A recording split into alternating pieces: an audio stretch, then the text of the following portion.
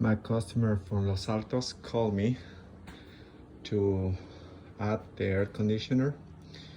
A few years ago, another company installed the furnace and the evaporator coil. So now the customer will add the outdoor unit.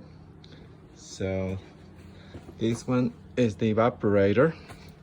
So I'm going to run the line set against the wall. It will go below the roof. I will make a hole in the corner, and here is going to be the condenser unit. This is going to be a horizontal. Here is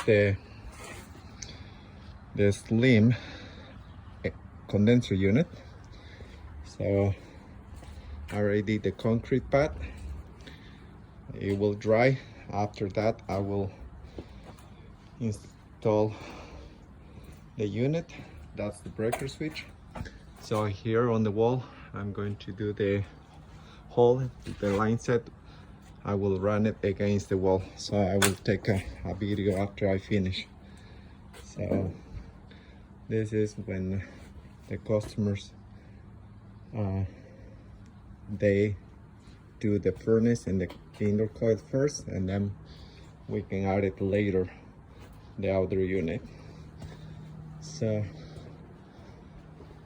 I'm doing this little project over here. This is a single family house.